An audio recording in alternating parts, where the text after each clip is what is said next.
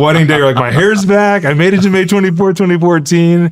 And we had the most amazing, like every wedding is amazing. This wedding was like extra special because Caitlin, I've got a terminal illness. Are you sure you want to be with me? And I remember she looked at me and she like looked offended. And I was like, wait, what? She was like, of course I do. Like, why would you even question that? So I've got this huge belly. My head's bald from chemo. We passed by the family waiting area on the cancer floor, and there's a guy who's like visibly drunk. We come by the next time, and he's fallen onto the ground.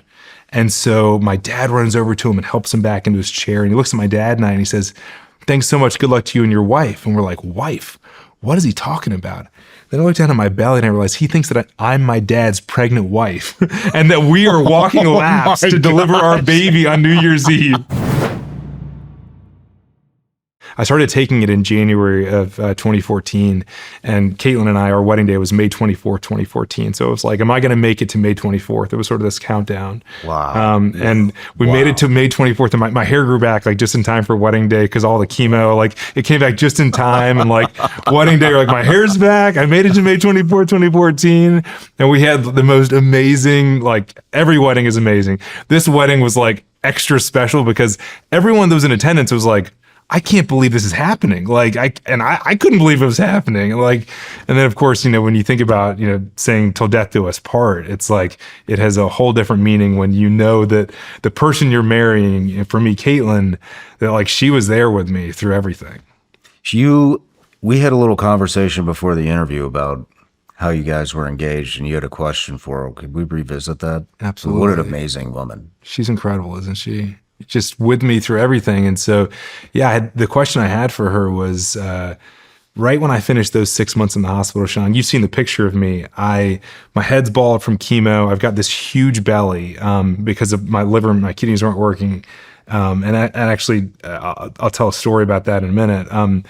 And Caitlin came down to visit me in North Carolina. That's where I've been hospitalized. And we're sitting on this couch in my sister's house, and I got my hand over my head. I remember just being like, Caitlin, I've got a terminal illness, and are you sure you want to be with me? Like you could find so many amazing people. Like you're amazing. Like are you sure you want to be with me? I'm gonna be sick, and like I don't know how much longer I have. And I remember she looked at me and she like looked offended, and I was like, wait, what? She was like, of course I do. Like, why would you even question that? Like, absolutely, I want to be with you. And then what I was saying to you, what I was joking about, I was like, once you said that, I was like, all right, I'm not going to ask you anymore. Like, I'm going to take that. You've said it. I've warned you, and you said you want to stick around with me. And so I never asked again. And she's just been amazing. She, just by my side. But I got to tell you the story from just before that conversation, right before I was, or about 2 months before I was discharged from the hospital.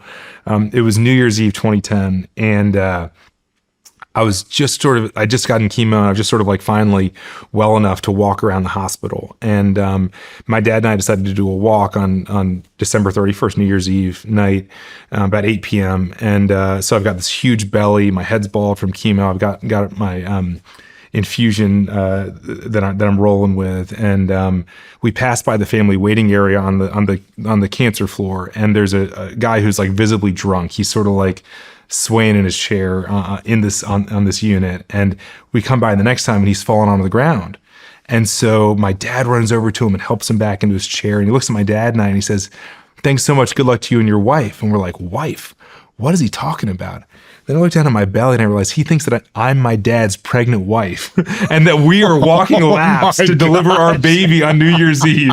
And so I turned to my dad and go, "Man, Dad," I go, "you've got an ugly wife." And we just die laughing. But like, that's what I looked like, Shawn, when Caitlin was like offended that I was like, "Are you sure you want to be with me?" Like, that tells you how committed she was to me. Wow. That's amazing. Is she a medical professional too? She's not. She's she used to work in the fashion industry, and now she's full time with our kids. She also helps a lot with Castleman's and Every Cure and raising awareness. What was the drug that cured you? The drug's called sirolimus. The other name for it's rapamycin, and that's a drug that maybe some of your listeners will be familiar with. Rapamycin is an mTOR inhibitor, and actually it's thought to have some anti-aging properties. And so sometimes people take low doses of sirolimus or rapamycin. I take a really high dose. Like my dose like destroys my immune system. Damn. Have other people with Castleman's been treated since then? Yeah. So once it started helping me, and once the months and the years started going by, right around the time I joined the faculty at the University of Pennsylvania to build a center to do more of this, basically to study the immune system, to figure out are there drugs that already exist that you could repurpose. That became my life's mission. So I started that at Penn, and then we started treating Castleman's patients with this medicine, and it actually worked for the first 3 patients that we treated. And I was sort of like, oh my gosh, maybe we figured it out. Like maybe this is going to work for everyone. It turns out that it works for about a quarter of patients, and so there's still more work to be done.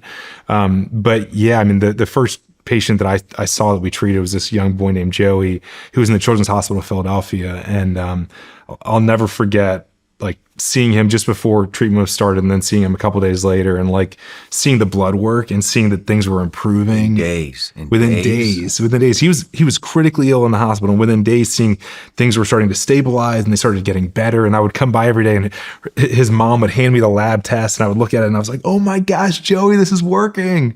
And like for me, that meant so much. He's now a sophomore in college at Temple University in Philadelphia. I just saw Joey a couple weeks ago, and like he wouldn't be here if not for this drug that I came across that saved me, and now we've got patients all over the world on it. It just means everything. I mean, how does that? I mean, if it works 25% of the time, I mean, that's 1,000 people a year. Yeah. In the U.S., you said that have that's 250 that are going to go on to do great things. Yeah, exactly. I mean, how does that feel to you? It's incredible.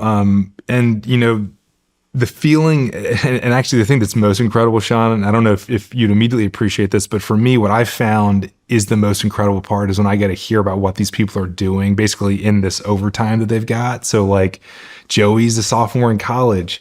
Kyla, who we repurposed another drug to save her life, she's now trained to become a nurse. She wants to take care of the other sick, of people with illnesses like nurses took care of her. Michael, who has a rare cancer, we repurposed a drug for his cancer. He walked his son down the aisle a year ago, 8 years after he was diagnosed with this terminal cancer. And then just last weekend here in Nashville, he walked his daughter down the aisle. And like when I get to see those pictures, when I get to hear about those things that they wouldn't have done, like for me, that's like, it's one thing to be like, oh, months or years, but it's like, oh, I got to walk my daughter down the aisle 9 years after I was diagnosed with a terminal cancer.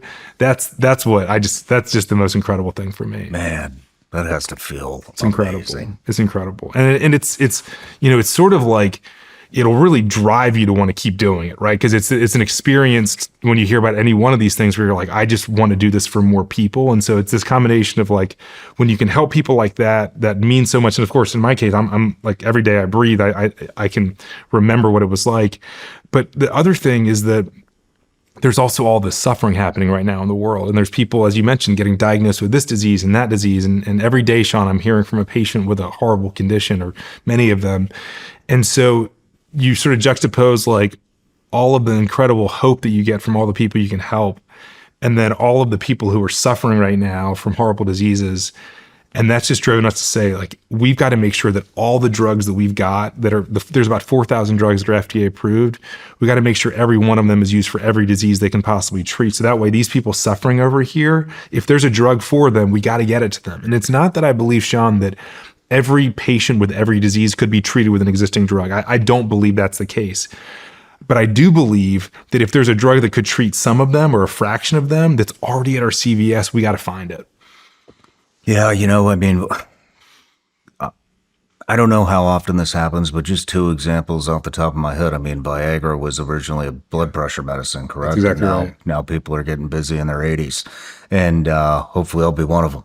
But and then the other one that comes to mind is and I've never used it, but ivermectin. Yeah. With COVID. I mean, we've a lot of people. Joe Rogan, swears by ivermectin, to fight COVID-19, and so how many other of these drugs are there? There are a lot of drugs that can be used in multiple ways. Viagra is a funny one because not only, as you mentioned, did it go from heart disease to erectile dysfunction, but it actually is also used for this rare pediatric lung disease called pulmonary arterial hypertension. Kids were dying because they weren't getting enough blood flow to their lungs. And a random doctor thought to themselves, if this can increase blood flow for these, older men, Could it maybe increase blood flow to the lungs of these little kids? And then it was tried and it worked. And like for me, those sorts of examples were like, you would never think of pulmonary arterial hypertension in little kids as being similar at all to erectile dysfunction, right? Like, and it's because even though the conditions appear very different, they share the same underlying problem, which is limited blood flow. And so there's a lot of examples in medicine. And there's another drug you've probably heard of called thalidomide. It caused all these horrible birth defects back in like the 50s. That drug can treat leprosy and also this rare blood cancer called myeloma. And leprosy and myeloma, again, they seem so different, but they share the same underlying problem. And so it turns out that just like you said, there are drugs that can do one thing in the body that can actually have an effect across multiple diseases. And typically, this is discovered through sort of random chance. Like this doctor I mentioned in Houston who was like, I wonder if Viagra could be useful for these kids. It happens sort of randomly, and there isn't like a system that exists. There's never been an entity, whether it's in the government or within industry, that's just been focused on saying, okay, among the 4,000 drugs that are approved, that are available, what are all the other diseases they can treat? And because it hasn't been done systematically, I could discover a drug like sirolimus could save my life. And, drugs can be found like tocilizumab could be used in all these different ways. So there's all these drugs out there, and there's just never been an entity to say like, we're going to match in everything we can. So how many drugs have you personally found that treat? We've advanced 14 drugs for diseases they weren't intended for. 14 drugs. Yeah, 14. Is that incredible? And that's in the last just 11 years, since, sirolimus, of course, being one of them. And that's primarily from my lab at Penn, where we're focused on just a few rare cancers and inflammatory diseases. And so about 3 years ago, I'm sitting here thinking, okay, in our small lab at UPenn, we're advancing, at that stage, it had been over 10 drugs for diseases they weren't intended for.